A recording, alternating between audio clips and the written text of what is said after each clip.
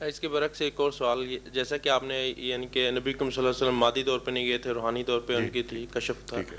اس کے برعکس ایک اور معجزہ نبی کریم صلی اللہ علیہ وسلم کا ہے کہ جو چاند کو انہوں نے ہاتھ سے. جی بالکل درست ہے.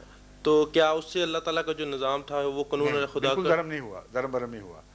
اس کی وجہ یہ ہے، جسٹ ایک یہ طاقت ایک نبی کی انگلی یعنی کہ خدا. میری بات سن لیں آپ، یہ بھی تو دیکھیں کہ ہوا کیا تھا.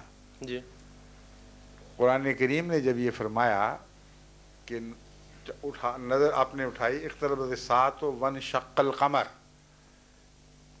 یہ نہیں فرمایا کہ محمد رسول اللہ صلی اللہ علیہ وسلم نے انگلی اٹھائی اور انگلی کی طاقت سے چاند پھٹا ہے. جی جو قرآن نے کہا ہے اس تک رہیں. جی مولوی کی بات سر بھلا دیں تھوڑی دیر کے لیے. نہیں بات میری بات سن لیجیے. چلیں. جو قرآن نے کہا ہے ابھی اس کی حد تک رہتے ہیں. ابھی مولوی کی کہانیوں کو چھوڑ دیں ایک طرف. قرآن کریم فرماتا ہے اقتربت الساعۃ وانشق القمر، کہ قیامت قریب آ گئی اور چاند دو ٹکڑے ہو گیا. جب یہ آیت نازل ہوئی ہے تو تب آپ نے چاند کی طرف انگلی اٹھائی ہے، نہ کہ انگلی اٹھانے کے بعد وہ چاند پھٹا ہے. ساری روایتیں یہی بات بیان کر رہی ہیں. آپ کو تو خیال بھی نہیں آ سکتا تھا کہ چاند پھٹا ہے. جب خدا کی طرف سے یہ الہام ہوا ہے، یہ علم پا کر آپ نے انگلی اٹھائی اور واقعتاً لوگوں نے چاند کو دو ٹکڑے ہوتے دیکھا. سمجھیں؟ جی اب سوال یہ ہے کہ کیا واقعتاً چاند دو ٹکڑے جسمانی طور پر ہوا تھا یا ایک کشف تھا؟ یا تیسرا سوال یہ ہے کہ کیا واقعتاً دوسرے لوگوں کو بھی دکھائی دیا تھا اور کشف نہیں تھا بلکہ کوئی اور طریق تھا کہ چاند دو ٹکڑے دکھائی دیا ہو مگر واقعتاً دو ٹکڑے نہ ہوا ہو؟ یہ تین امکانات ہیں. ٹھیک ہے. ان تینوں امکانات میں سے میرے نزدیک جو آخری بات میں نے کی ہے وہی واقعہ ہوا ہے. اس کی وجہ یہ ہے کہ تمام دنیا کے سائنسدان اس بات پر متفق ہیں کہ چاند 1400 سال پہلے تو کیا، جب سے زمین اور کائنات بنی ہے کبھی بھی بیچ میں سے پھٹ کر الگ نہیں ہوا. اور اگر ایسا ہوتا تو قیامت پہلے ہی آ چکی ہوتی. 100% اہل علم کی گواہی یہ ہے اور قرآن سچا ہے.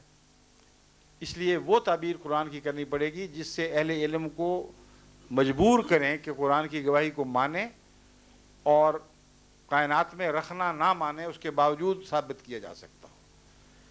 بس اس پہلو سے جو میں نے تحقیق کی ہے اس کی روح سے صورتحال یہ بنتی ہے کہ ایک تو حضرت مسیح علیہ السلام کی تحقیق کا خلاصہ یہ ہے کہ یہ جو واقعہ ہے یہ اہل عرب نے لازماً دیکھا ہے. اگر نہ دیکھا ہوتا تو اسی وقت قرآن کو چھوڑ کر اس کہہ دیتے کہ یہ دیکھو جھوٹ بولا اور کوئی واقعہ نہیں ہوا.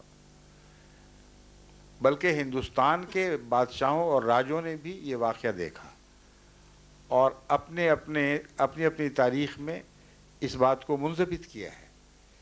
بس چاند کے پھٹنے کو دیکھنا کسی ایک اکیلے عرب کے ساتھ، ایک ملک عرب کے ساتھ وابستہ نہیں، دوسرے ملکوں نے بھی اس کی تائید میں گواہی دی ہے.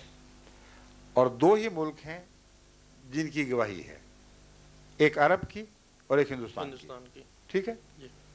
ان دو ملکوں سے ضرور تعلق ہے چاند کا، اور باقی جگہ دنیا میں کہیں گواہی نہیں ملتی. جو اہل علم اعتراض کرتے ہیں وہ یہ بھی کرتے ہیں کہ چاند نے اگر پھٹنا تھا تو کیا صرف عرب کو دکھائی دیا، صرف ہندوستان کو دکھائی دیا، باقی ساری دنیا کو کیوں دکھائی نہیں دیا؟